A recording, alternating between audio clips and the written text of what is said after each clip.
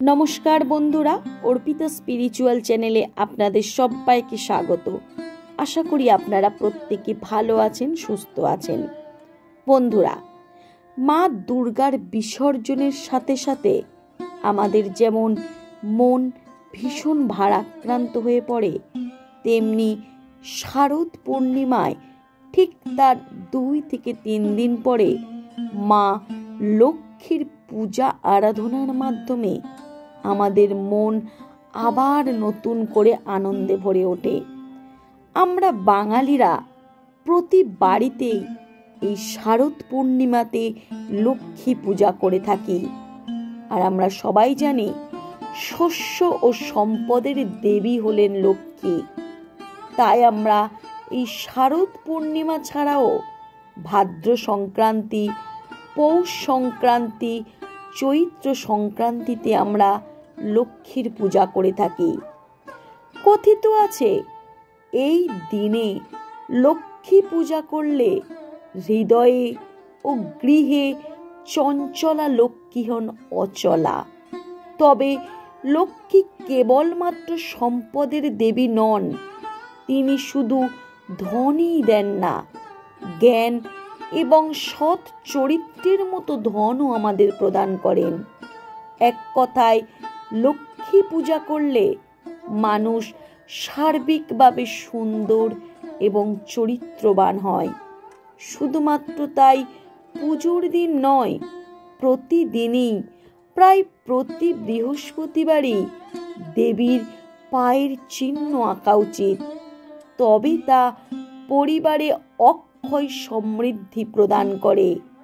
আর প্রতিদিন না পারলে আপনারা বৃহস্পতিবার অথবা শুক্রবার এবং অবশ্যই শারদ পূর্ণিমায় লক্ষ্মী পুজোর দিনে অবশ্যই আপনারা মা দেবী লক্ষ্মীর পদচিহ্ন অঙ্কন করবেন।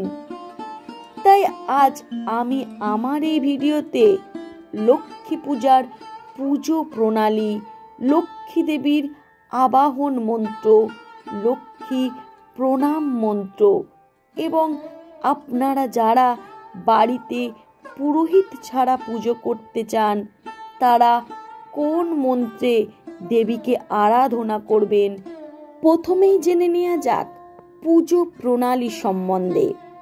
প্রথমে আপনারা মাথায় একটু গঙ্গার জল নিয়ে নারায়ণকে স্মরণ করে নিন। পূজার আগে মাথায় জল নিয়ে দেহ ও নারায়ণকে স্মরণ করে মন শুদ্ধ করে নেবেন। তারপর সূর্যের উদ্দেশ্যে একটু জল দিন। যে কোনো পূজার আগে আমাদের প্রাণ শক্তির উৎস সূর্যকে জল দেওয়ার নিয়ম। তাই জল দেওয়ার জন্য ঠাকুরের সিংহাসনে একটি ছোট তামার পাত্র সর্বদা রাখবেন।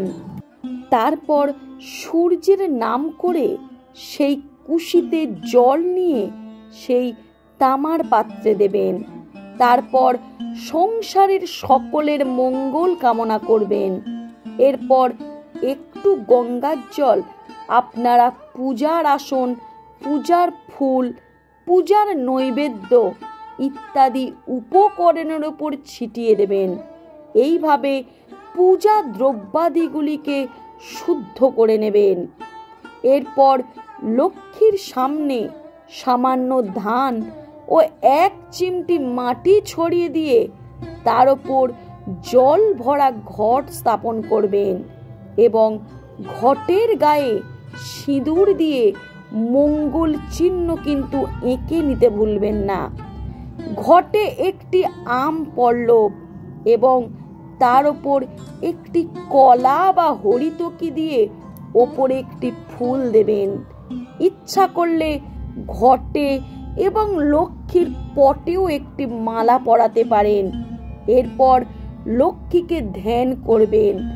আর সেই লক্ষ্মীর ধ্যান মন্ত্র হলো ওম পা শাক্ষ মালিকাম ভোজ শ্রীনিভিসাম্য সৌমায় পদ্মাস্থানাস্তাং ধ্যায়শ্চ শ্রিয়ং ত্রৈলক্ষ মাতরম গৌরবঞ্চ শূর পাঞ্চ সর্বলঙ্কার ভূষিতাম রৌক্ন পদ্ম ব্যাঘ্র করাং বরদাং দক্ষিণেন্দু। অর্থাৎ এর বাংলা অর্থ হলো, ত্রিভুবনের মাতা তুমি, তুমি যে শ্রী স্বরূপা। বামে তব পদ্ম অঙ্কুশ, দক্ষিণে পাশ অক্ষমালা। রত্ন অলঙ্কারে ভূষিতা তুমি, গৌরবর্ণা স্বরূপা। স্বর্ণ পদ্ম হস্তে লয়ে পদ্মসনে আসিনা। দক্ষিণ হস্তে বড় মুদ্রা দিতেছে অভয়।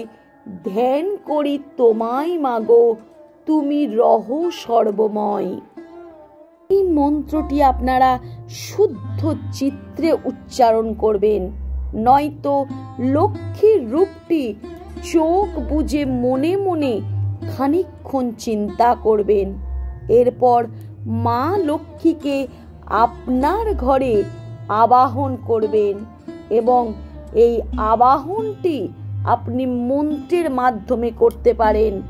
আর এই আবাহন মন্ত্র হলো, ওম লক্ষ্মী দেবী ইয়া গচ্ছ ইয়া গচ্ছ ইয়া তিষ্ঠ ইহ তিষ্ঠ ইহ সন্নিদেহি ইহ সন্নিরুদ্ধস্য অত্রাধিষ্ঠান কুরু মম পূজা গৃহান।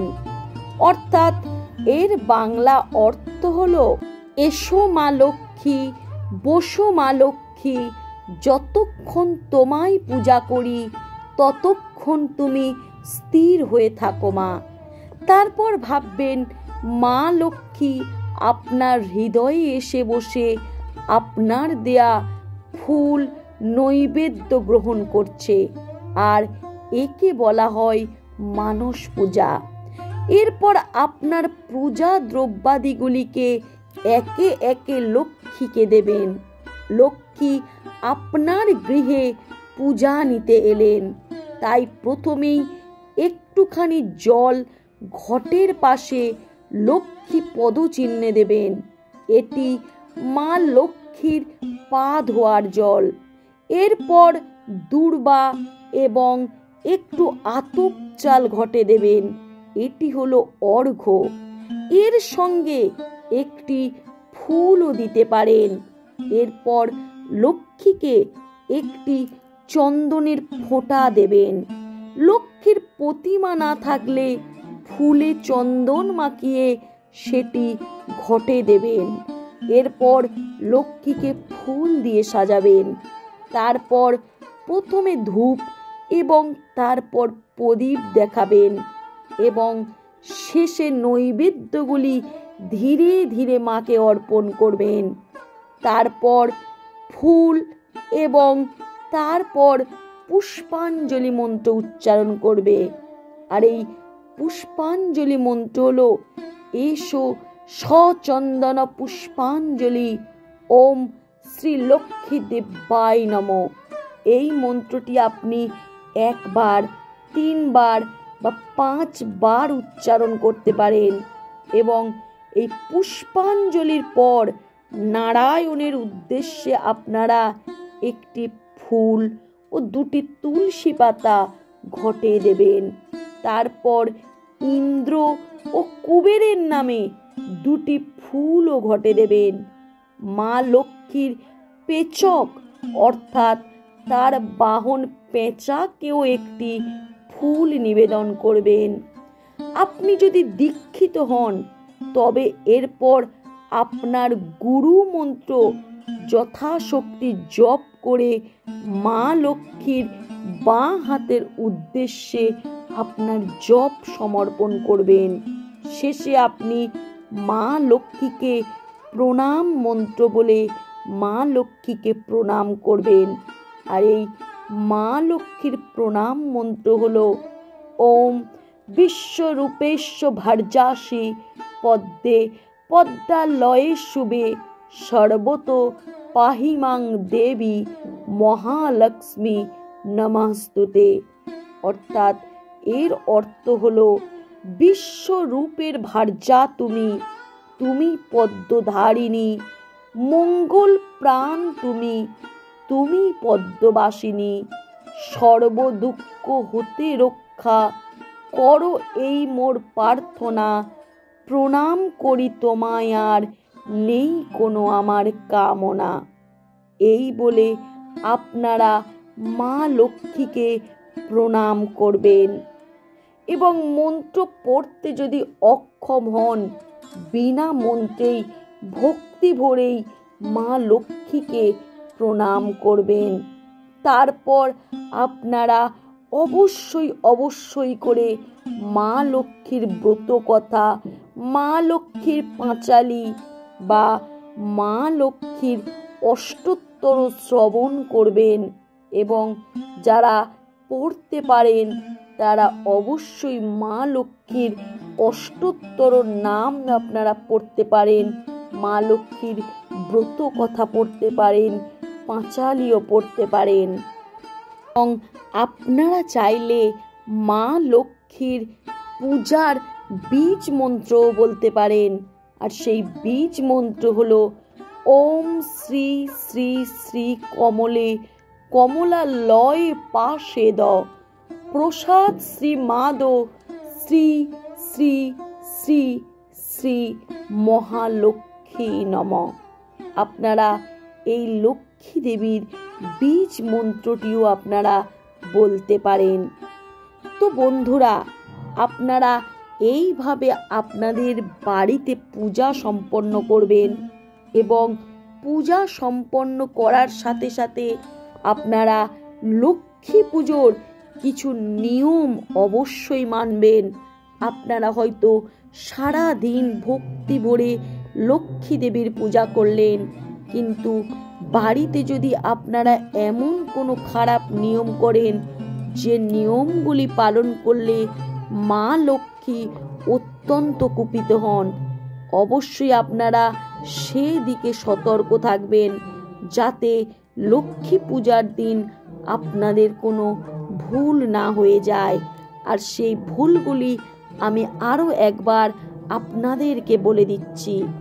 লক্ষ্মী পূজাতে আপনারা কখনোই ঘন্টা বাজাবেন না, কারণ ঘন্টার আওয়াজ মা লক্ষ্মী মোটেই পছন্দ করেন না।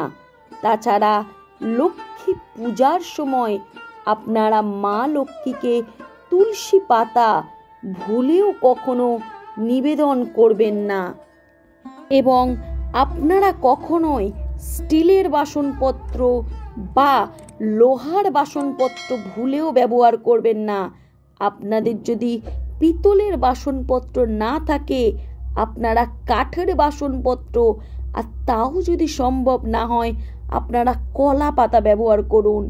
কিন্তু কোনোভাবেই লক্ষ্মী দেবীর পূজাতে স্টিল বা লোহা কোনোভাবেই ব্যবহার করবেন না, কারণ লোহা হলো অলক্ষ্মীর প্রতীক।